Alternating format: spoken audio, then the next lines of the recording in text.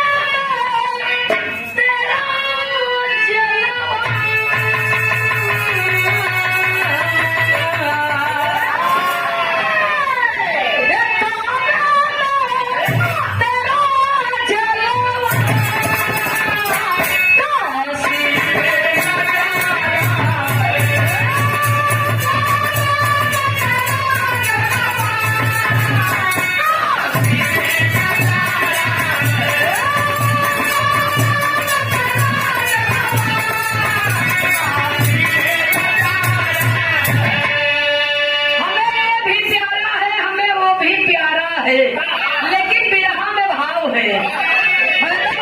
कहा मजहब दोनों एक ही, बस बदला करीना है। गोकुल कान्हा का भवन हजरत का, लेकिन नंदनी के विरह का बतावत बा। अरे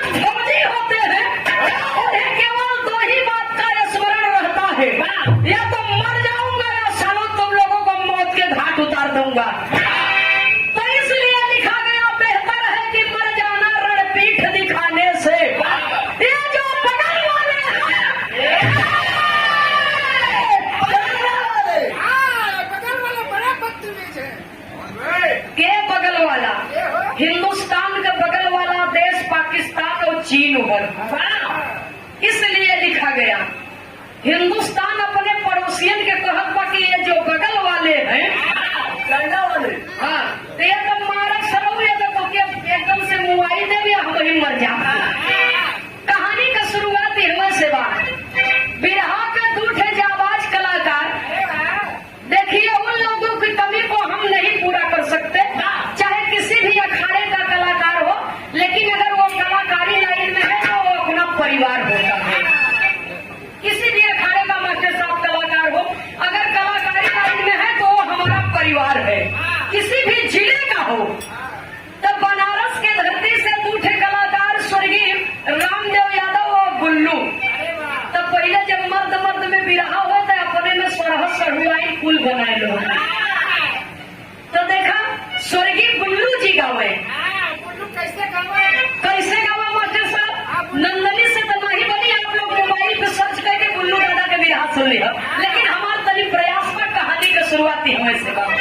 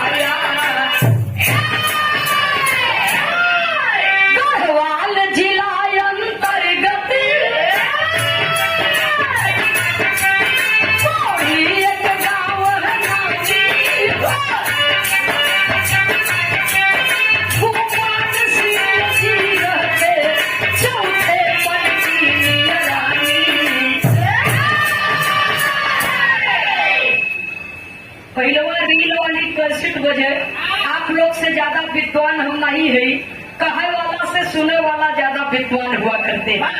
वही कैसेटवे में सुने है बाबू रामदेव जी खड़ा हो के कहे मर्दवा चाप दे का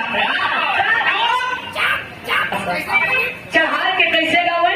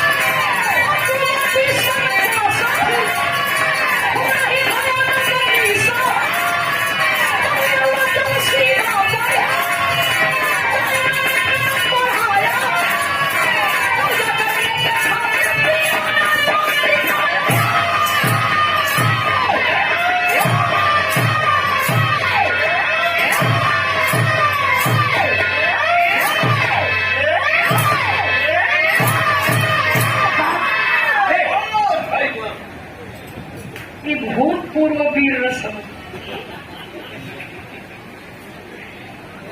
भैया जरा आप लोग बात के समझ लें,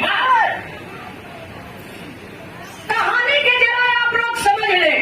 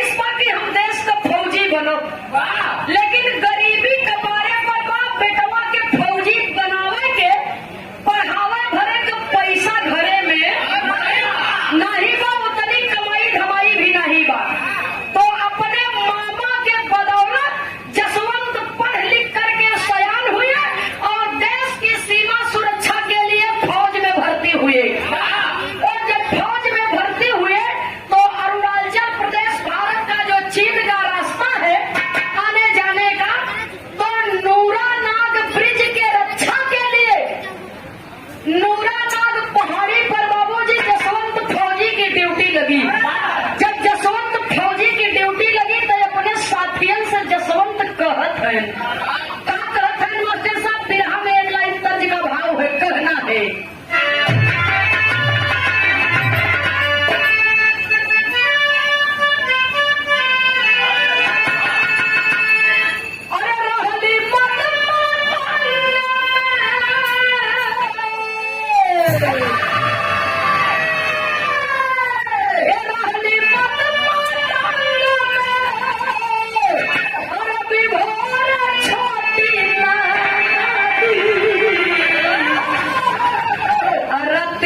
की झुलनिया लई ग छोर छोटी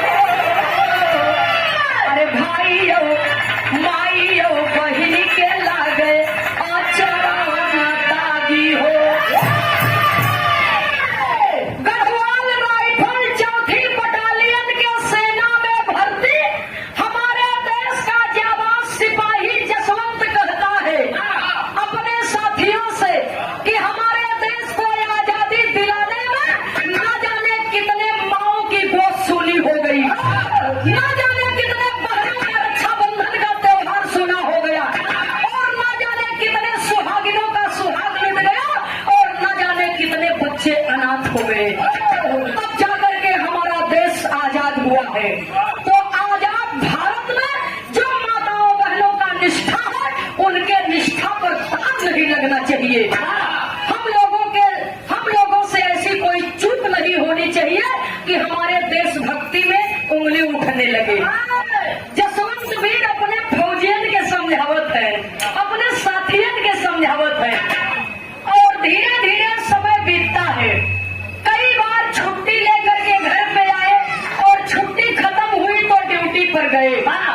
इसी बीच बाबूजी ड्यूटी पर जब जसवंत गए तो वहाँ की दो स्थानीय लड़कियां नूरा और सैला, दोनों बहनों में से नूरा को जसवंत से मोहब्बत हो गई। नूरा को जसवंत से मोहब्बत हो गई, जसवंत को नूरा से भी मोहब्बत हो गई। तो दोनों मिल करके जीने और मरने की सौगंध लिए। बियाह करब नूरा तो तोहरे ही संगे करब।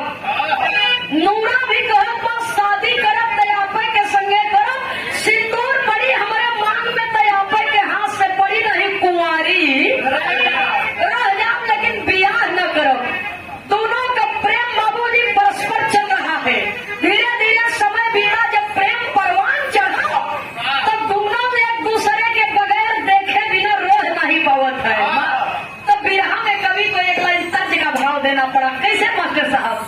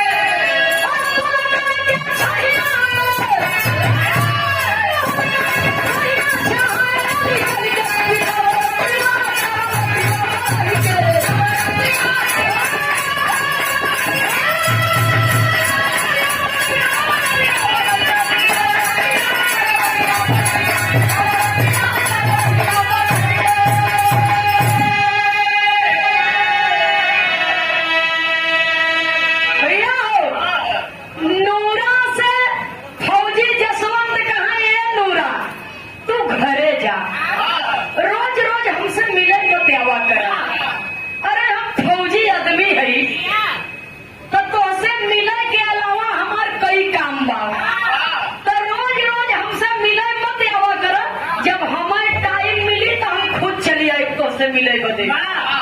इतना बतिया कह के फौजी जसवंत अपने प्रेमिका को उसके घर भेज दिए। अच्छा प्रेमिका बौरहिया तो चली गई, कई दिन बीत गए। एहर न मितवा का मन लागत बा न ओहर प्रेमिका का मन लागत बा। धीरे धीरे समय बीता। एक दिन का बात बा, चीन देश की सेना ने हमला कर दिया नूरा नाग ब्रिज पर पहरा दे रहे फौजियों के ऊपर। भारतीय सेनाओं के ऊपर जब हमला कर दिया सीमा पर गोलीबारी होने लगी। जब गोलीबारी होने लगी तो जसवंत ललकारते हैं और ललकार करके कहते क्या है, बिरहा में एक लाइन तर्ज बा, ये हमारे हिंदुस्तान के सऊदी मिट्टी के पारंपरिक गीत बा। एक हमारे मतारी बहन लोग गावत थी, कैसे गावे भैया हो।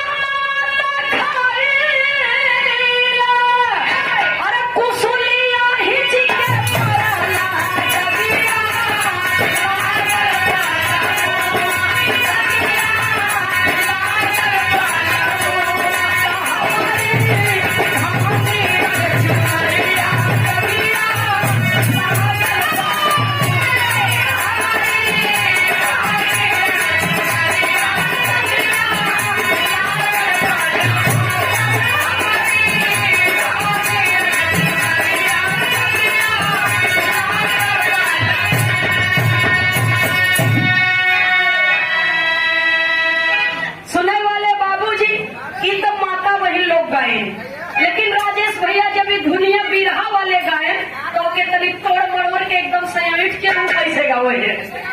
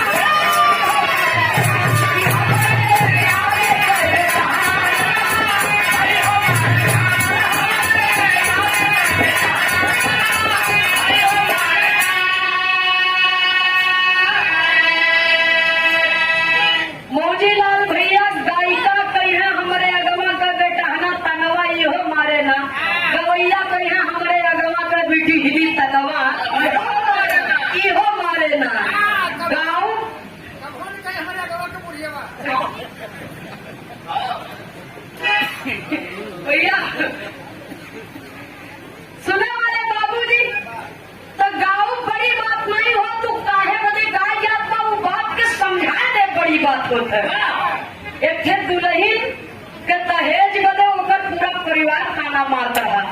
वही कह सास ससुर तक ताना मरते हैं, ननदिया बड़े कहे हमारे अगवा का बिटिहनी, देवरवा बदे कहे हमारे अगवा के ये नना ताना मारत है। बात सुनदास बात जब बोला ना ओरिजिनल बात तो लेकिन बिरहा में भाव है, कहना है बाबूजी और बहुत ऐसा ही हो करेला, लेकिन को लिखना पड़ा।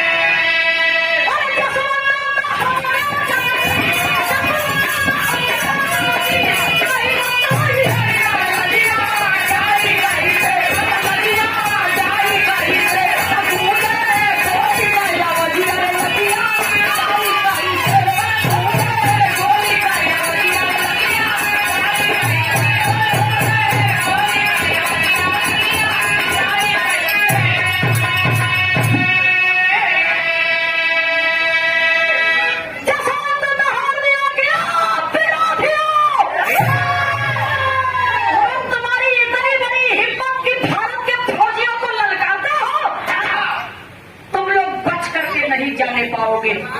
ये जसवंत फौजी कसम लेता है। फायरिंग चालू हो गई, दोनों तरफ से गोलीबारी होने लगी, और जब होने लगी बाबूजी तो मैं नहीं कहती, ये इतिहास कहता है। जसवंत फौजी की जीवनी जब आप पढ़ेंगे, नेट पर सर्च करेंगे, तो जितना बात मैं बिरहा में गाऊंगी उतना ही आपको मिलेगा उसमें। तो भारत सरकार के द्वारा आदेश जब हुआ, फौजियों को अचानक बुलावा भेजा गया, तो सारे के सारे फौजी नूरानाग ब्रिज पहाड़ी पर जो उस समय तैनात थे, सब वापस जाने लगे। जब वापस जाने लगे तो जसवंत अपने 2 साथियों को लेकर के कसम लेता है कि मैं भारत सरकार की बात नहीं मानूंगा और मैं वापस लौट करके नहीं जाऊंगा। इसलिए नहीं जाऊंगा, माँ की मर्यादा लूट रही हो तो बेटा बाप से परमिशन नहीं लेगा, उस पापी को उसी जगह पर किरकार देगा। वही बाबूजी हमारे देश के 3 जाबाज फौजी कसम लेते हैं। उन फौजियों का नाम दिया गया राइफलमैन फौजी जसवंत सिंह रावत, राइफलमैन गोपाल सिंह गोसाई, लांस नायक, नायक से छोटा पद होता है लांस नायक का, लांस नायक त्रिलोक सिंह नेगी। तीनों फौजियों ने मना कर दिया जाने से और मुंहतोड़ जवाब देने लगे। दुश्मन देश के फौजियों की ओर से गोलियां चलने लगी बाबूजी, और हमारे 2 फौजी जाबाज फौजी के सीने को गोली पार कर गई और गोली पर गोली बाबूजी शरीर में लगने लगी, और हमारे देश के 2 जाबाज फौजी जमीन पर गिर गए। जमीन पर गिर गए और माँ भारती की जय जयकार करते हुए सदा सदा के लिए बाबूजी वीर गति को प्राप्त हो गए। राइफलमैन गोपाल सिंह गोसाई और लांस नायक त्रिलोक सिंह नेगी दोनों के लाश के पास जा करके कसम खाते हैं जसवंत कि मैं तुम लोगों की सौगंध लेता हुआ इन पापियों को छोड़ूंगा नहीं, एक एक को मार करके तभी दम लूंगा। कभी तो संकेत करना पड़ा। और नूरा प्रेमिका सोचा था, नूरा प्रेमिका सोचा था कि मीतवा से बहुत दिन हो गए मुलाकात की है, चल के तनी भेंट कर आई। अरे जसवंत फौजी सौगंध लेके कहत का है, कभी को बिरहा शैली में तेरी के भाव में लिखना पड़ा।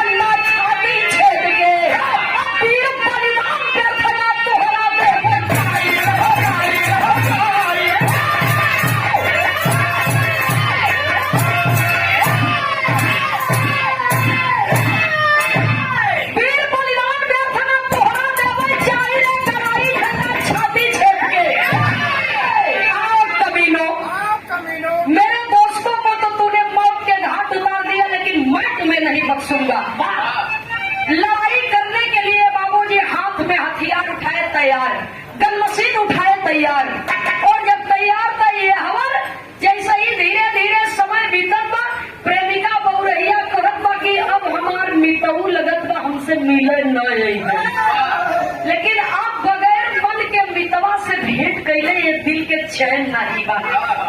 तो खाना बनाए के टिफिन में पैक करके सोचत बा चल के प्रेम से खियाई व 2 बात तनी बतियाई। तो खाना वाना बना के लेके चलल बा, और जब चलत बा बाबूजी तो दूर ही से जसवंत की नजर पड़ती है नूरा के ऊपर, और जसवंत हाथों से इशारा करता है कि आए नूरा वापस चले जाओ।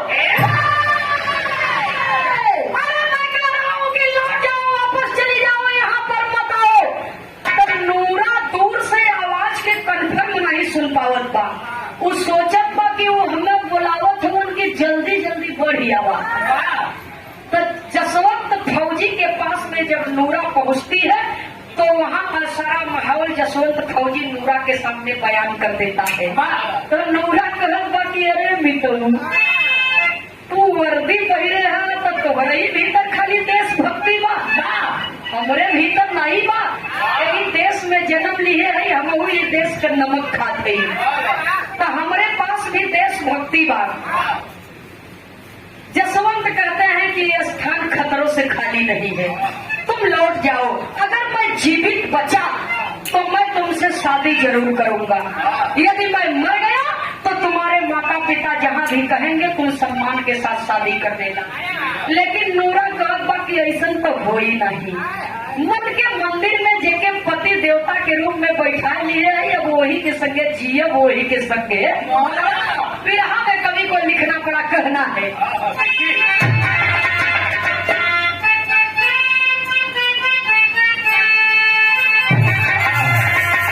अरे कहीं नूरा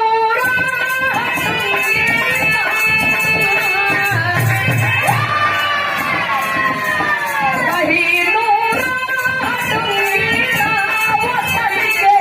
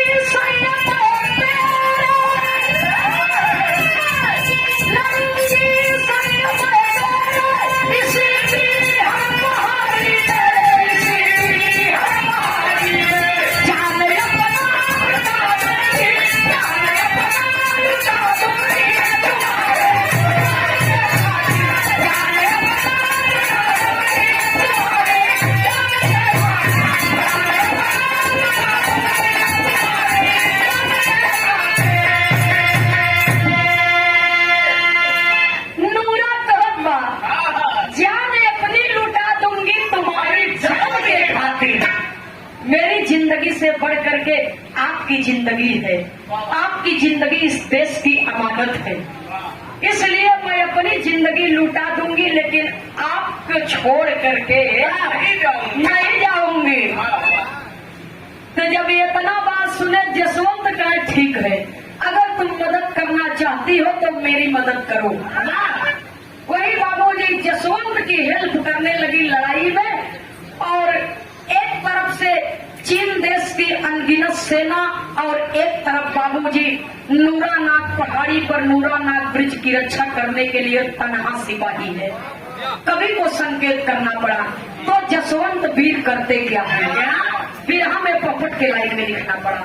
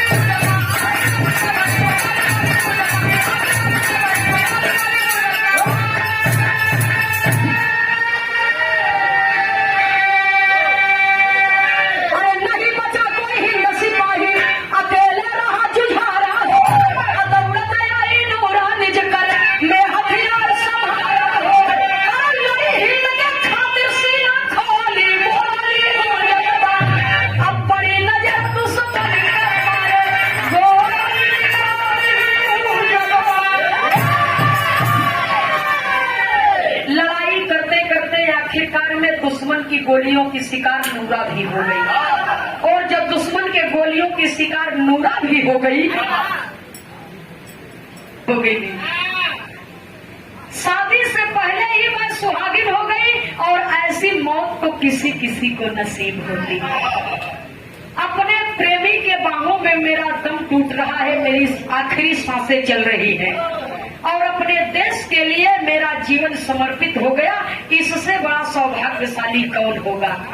इतना कहते कहते बाबूजी नूरा के श्वास की डोर टूट गई, और नूरा सदा सदा के लिए माँ भारती के कोट में समाहित हो गई। तो जसवंत जब नूरा की मृत्यु देखता है बाबूजी, तो वो उसका क्रोध सातवें आसमान पर चढ़ने लगा और क्रोध में आकर के जसवंत हाथ में गन मशीन को उठाया है और भारत माँ की जय जयकार लगाया है और आगे बढ़ा है। तब कवि को लिखना पड़ा बाबूजी। सेवा में श्रीमान रंग बहादुर यादव सिराजे हिंद जन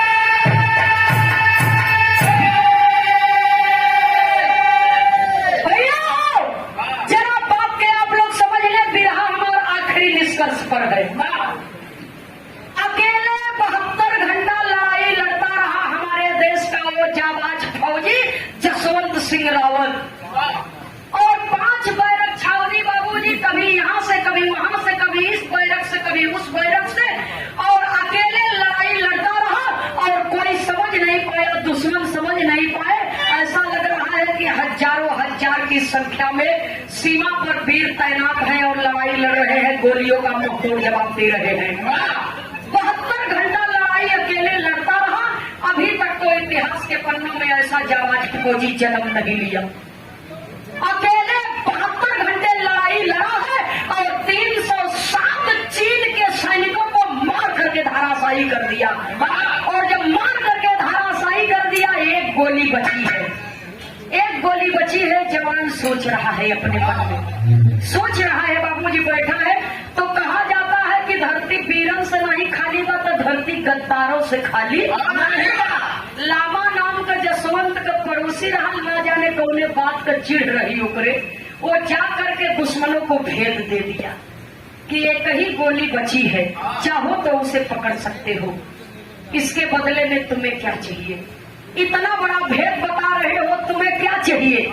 सरकार जवन इच्छा कही तवन दे दिया हमें इनाम में, लेकिन हम जवन खबर देते पक्की खबर देते, जाके पकड़े चाह तो पकड़ ला। जब इतना बात बाबूजी सुनी तो चीन देश की सेना चली जसवंत को पकड़ने के लिए, गिरफ्तार करने के लिए। तो जसवंत सोच रहा है कि अब तो एक ही गोली बची है और ये पकड़ेंगे तो मेरे शरीर की दुर्दशा करेंगे। इससे तो अच्छा है कि मैं स्वयं अपने हाथों से अपने ही सिर में गोली दाग लूं, अपने ही सीने में गोली दाग लूं और सदा सदा के लिए इस माँ भारती की गोद में सो जाऊंगा, लेकिन ये पाजियों गद्दारों के हाथ में मैं जीते जिंदगी नहीं करूंगा। क्रांतिकारी चंद्रशेखर की बहादुरी उसके हृदय में गूंज गई बाबूजी, और आखिरी गोली को अपने ही हाथों से अपने ही सिर में दाग लिए, अपने ही सिर में मार लिए। और जब माँ भारती की गोद में गिरे हैं, प्राण पखेरु उड़ गया। और जब प्राण पखेरु उड़ गया बाबूजी, और तब तक चीन देश की सेना आकर के घेर लेती है। मरे हुए जसवंत फौजी को सिर काट के पाजी लोग लेकर के गए चीन में। तो चीन देश के सेना के कमांडर साहब जसवंत फौजी की कहानी सुन करके जसवंत फौजी के कटे हुए सिर के सामने सैल्यूट मारते हैं कि बहादुर, तू हार के भी जीत गया और हम जीत करके भी हार गए। तो 72 घंटा अकेले लड़ाई लड़ा और तू मर के भी अमर हो गया। मेरे 307 सैनिकों को अकेला मुंह तोड़ जवाब दिया और उन्हें मौत के घाट उतार दिया। और ये गद्दार लोग जसवंत को लाए भी तो मरे हुए जसवंत का सिर लाए हैं, इसका मैं क्या करूंगा। इसलिए तुम हार के भी जीत गए और हम जीत करके भी हार गए। मैं तुम्हारी बहादुरी को सैल्यूट करता हूँ। वही जसवंत सिंह के चेहरा का रूप देख करके कांसा की एक मूर्ति बनवाए और भारतीय सेना के हवाले बाइज्जत चीन देश के सेना के कमांडर भारतीय सेना के हाथों में जसवंत वीर के सिर और वो जो बनवाए थे कांसा की मूर्ति सहित भारतीय फौजियों के हवाले कर दिए, भारत के फौजियों के हवाले कर दिए। तो बताया जाता है बाबूजी, इंसान के जीते जिंदगी प्रमोशन होता है, लेकिन जसवंत फौजी एक ऐसे वीर रहे, एक ऐसे फौजी रहे कि जसवंत फौजी मरने के 40 साल बाद, आप सर्च करके देख सकते हैं नेट पर, मरने के 40 साल बाद राइफल मैन से मेजर बनकर के रिटायर हुए और आज भी उनकी पगार दी जाती है। और जसवंत फौजी के नाम से जसवंत नगर बसाया गया है और उनकी मंदिर बनवाई गई है। उस मंदिर में जसवंत फौजी की मूर्ति भी रखी गई है।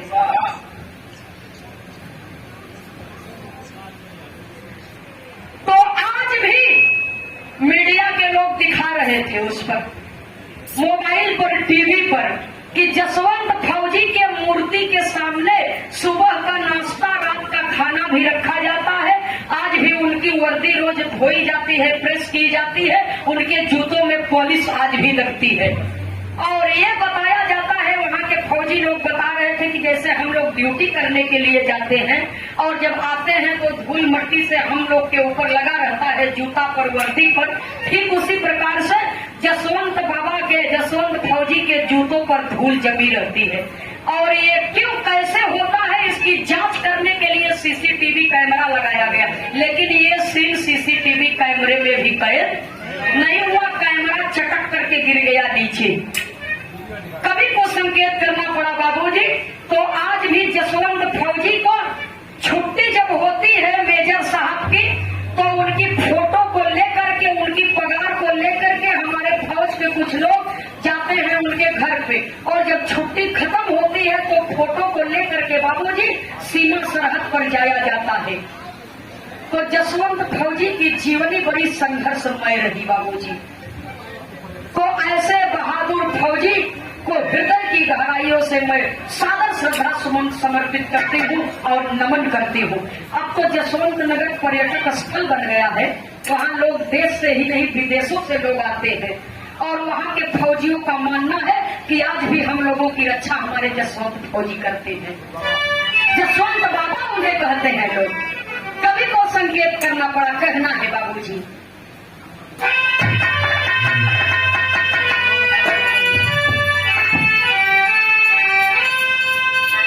देश पर मर मिटने वाले फौजियों के लिए कभी लिखते हैं,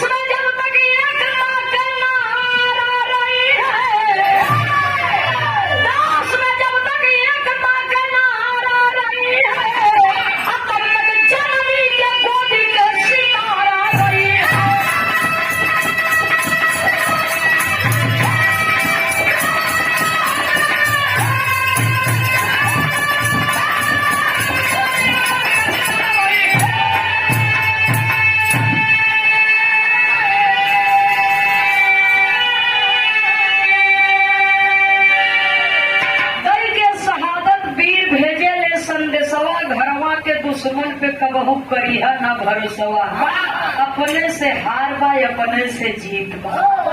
सुने वाले बाबूजी, बाहर के दुश्मन से तो लड़ लेवा, लेकिन जब घरे के भीतर दुश्मन है तो उनसे कैसे लड़बा? तुहे नमक खात है घरे का, तोहरे कमाई के नमक खाई है और तोहरे संगे गद्दारी करी। इसीलिए कहा गया है, वो फिल्मी गीत है, शायद गजल है, कि अपनों ने लूटा गैरों में कहाँ दम था, मेरी कश्ती वही डूबी जहाँ पानी दम था। अपन ही से हार बा, अपन ही से जीत बा। कवि को संकेत करना पड़ा बाबूजी आखिरी और अंतिम प्रमाण में, लेकिन वो वीर शहीदों की शहादत, जिन्होंने अपना एक एक खून का कतरा दे करके हमें और आपको आजादी दिलाई है बाबूजी, उनके ऋण को हमारा भारत देश कभी चुका नहीं सकता। अगर इस संसार में कोई असली भक्ति है तो वो देशभक्ति है, और जिसके हृदय में देशभक्ति नहीं है, देश के प्रति प्यार नहीं है, वो इस दुनिया में बाबूजी एक मुर्दे के समान है। कवि को संकेत करना पड़ा आखिरी और अंतिम प्रमाण में।